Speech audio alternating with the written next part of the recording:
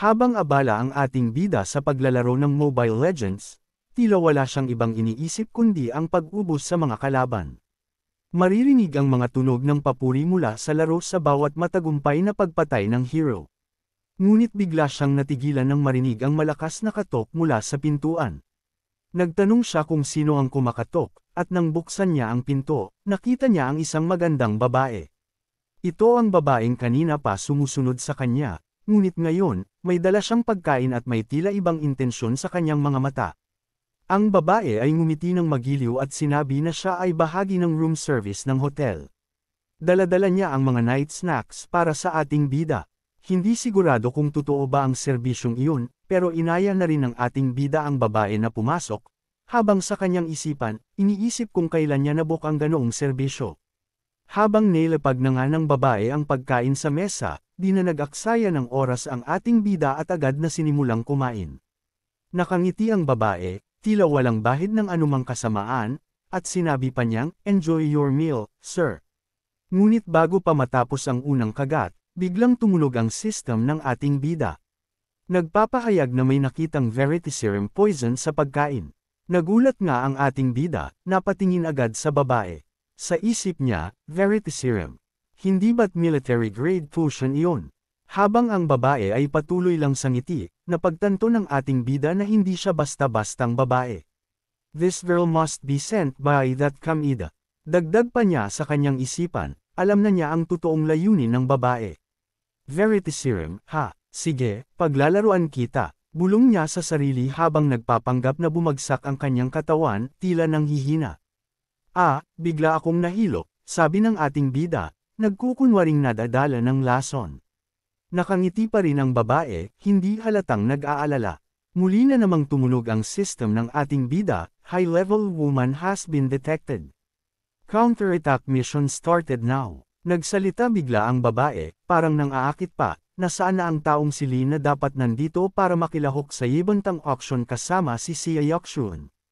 Hindi pinansin ng ating bida ang tanong ng babae, tila mas abala siya sa mga sariling plano. Nang sumunod na sandali, ipinakita ng system ang status ng babae. Name, Saito Kite, age, 20, height, 163 cm, weight, 46 na kilo. Kapag ang favorability ng target sa host ay lumampas sa 70%, ang 10% ng ginastos na counterattack gold ay ibabalik sa host bilang personal na kayamanan. Kapag ang favorability ng target sa host ay umabot sa 100%, magbabago ang estado at ang ugnayan sa pagitan ng host at ng target ay magbabago din. Napansin ng ating bida na kasalukuyang nasa -30% ang favorability ng babae sa kanya. Ngunit imbes na magpatalo, nagsalita siya ng walang pag-aalinlangan, "Mahilig ako sa mga mukha ng bata at malalaking dibdib."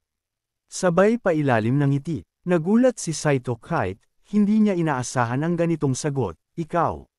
Sa loob-loob ng babae, iniisip niya, mukhang kapag mahina ang willpower ng isang tao, nawawala ang kontrol sa sarili pagkatapos malantad sa Veritaserum, kahit gaano pa kadumi ang kanilang iniisip. Tila nagbago ang itsura ng babae, ngumiti siya at biglang sinabi, "Talaga. Gusto rin kita." Dagdag pa niya, "Sige nga, sabihin mo sa akin, nasaan ang mayamang lalaki?" Naupo ang ating bida sa sofa, nagpapakita ng kawalan ng interes, "Gutom na gutom ako." Bigla ko nalimutan lahat, sabay tapik sa kanyang hita, parang sinusubukan pang kontrolin ang sitwasyon. "Halika dito, pakainin mo ako at sasabihin ko sayo." Nabigla ang babae, tila hindi makapaniwala sa sinabi ng ating bida. Agad na sumunod ang babae at umupo sa hita ng ating bida, parang walang pakialam sa paligid. "Okay lang," sabi niya, tila sanay na sa sitwasyon. Nag-umpisa siyang maglagay ng mga pagkaing may pamputulog sa harap ng ating bida. Hindi na ito inaalala ng ating bida, dahil alam niyang madaling matatanggal ang mga iyon sa kanyang sistema. Tila pinansin pa ng babae kung masarap ito. "Masarap ba, little brother?" Tanong niya na may ngiti sa labi. "Masarap," tugon ng ating bida, habang nagtatanim ng mga plano sa kanyang isip. Muling nagtanong ang babae, "Naalala mo na ba?" At sa sagot ng bida, inilahad niya ang sinabi ng mayamang tao na hindi siya darating hanggat hindi nagbubukas ang auction. Sa isip ng babae, naiintindihan niya ang layunin nito, nang dahil ito sa takot sa pagkaka-expose. Habang nagbago ng posisyon ang babae at umupo ng mas malapit, nag-isip ang bida na tila may iba itong pakay.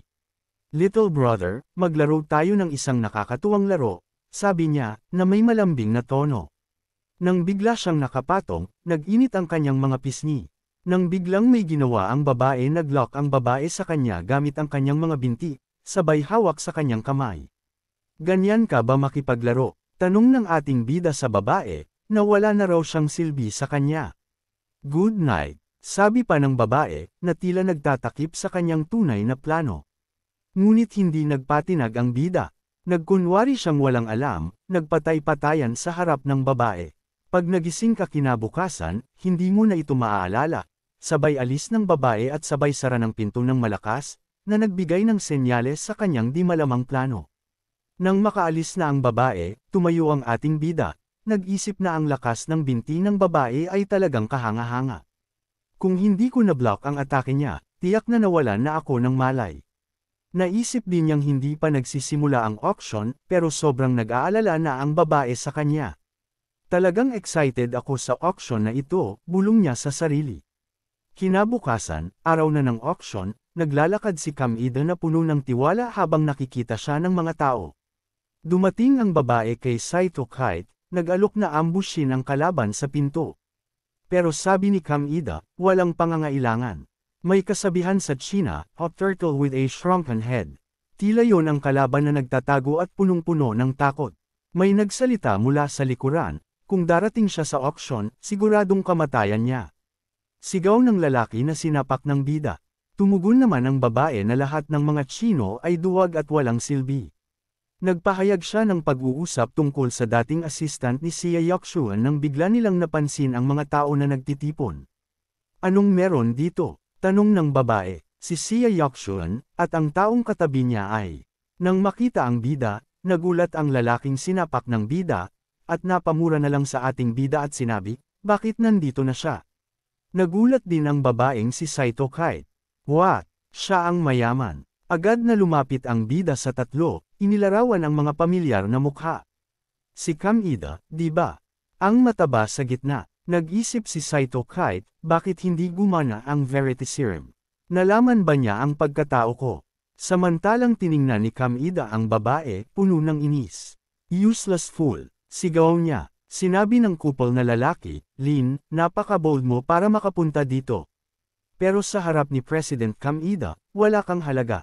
Tugon ng bida, "Oops, paano ko nagkaroon ng lakas ng loob na kumilos ng may kayabangan sa harap ni Mr. Beach? Junior lang ako dito, kaya Mr. Beach, ikaw na muna." Nagbatian ang dalawa. "Welcome young talents from China. Umaasa akong hindi ako mabibigo ni Mr. Lin," sabi ni Kamida, habang naghintay ng sagot ang bida. "Don't worry, ito ang garantiya ko na sorpresahin kita," tugon niya, puno ng kumpiyansa.